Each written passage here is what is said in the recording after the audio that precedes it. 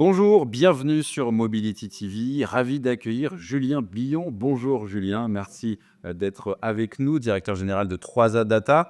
On va faire le bilan de cette année 2024 sur le marché automobile.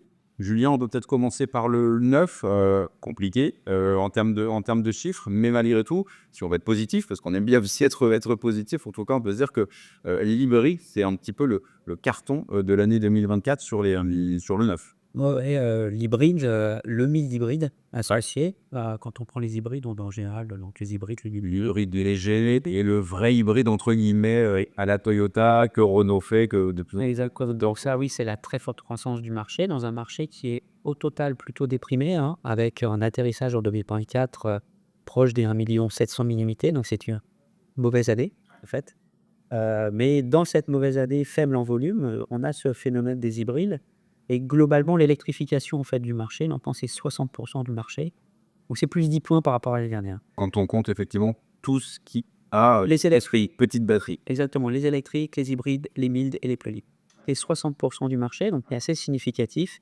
Effectivement, en 2024, les seuls segments en croissance, c'est les hybrides et flat, les électriques. Contrairement à ce qu'on entend assez souvent, l'électrique, c'est pas la dégringolade, Non, c'est plus que ça accélère un peu moins que ce qu'on aurait pu imaginer. c'est plus un point de part de marché sur un marché stable en volume pour eux. Voilà, c'est effectivement pas la catastrophe non plus. Là où ça pouvait être la catastrophe pour les acheteurs, c'était le prix qui augmentait en continu, que ce soit pour les particuliers, pour les pros, c'est évidemment un sujet. Là, qu'est-ce qu'on peut en dire de cette évolution des prix? Alors les prix augmentent encore, c'est plus 2,5 en 2024 sur l'augmentation des prix. Ce qui est globalement, sur la totalité en fait du mix énergétique, les prix augmentent de 2,4 Ce qui est intéressant en fait, c'est que, on commence à percevoir une modération du prix en fait sur les segments A et B, en particulier sur les mobilités électriques. Et ça, c'est très clairement IC3 et Renault 5 qui permettent en fait de baisser le prix en moyenne, hein, quand on fait volume les prix, et ce qui est une finalement bonne nouvelle dans une période de grande incertitude sur les incitations positives bonus, les sanctions, malus.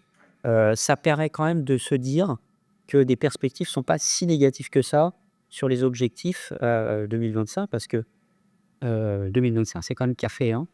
Effectivement, Donc c'est les constructeurs n'auront pas beaucoup d'autres choix que de vendre un maximum de véhicules électriques ou en tout cas avec le moins d'émissions de CO2 possible. Sur le marché de l'occasion, on s'intéresse aussi beaucoup sur Mobility au marché de l'occasion. Euh, il y a des choses intéressantes sur les évolutions, vente entre particuliers, celle effectuée par les pros, là, ça évolue de manière intéressante. c'est une année qui est intéressante, en termes d'analyse, 2024 parce qu'en fait, il y a eu des pics, il y a eu des saisonnalités parfaitement atypiques. Donc en avril et en juillet, par exemple, des pics en fait, sur les transactions occasion.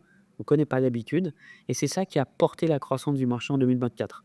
Globalement, le marché est pas dynamique sur l'occasion. En revanche, au total de l'année, on a une bonne performance à plus de 3,5 en 2024, et portée par les transactions B2C.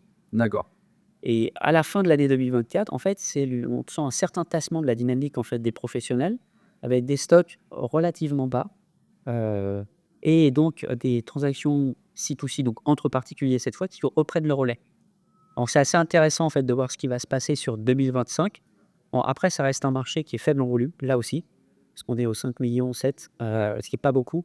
On n'est pas dans l'euphorie, covid, problème de livraison, problème de commande, on était aux 6 millions de transactions occasion.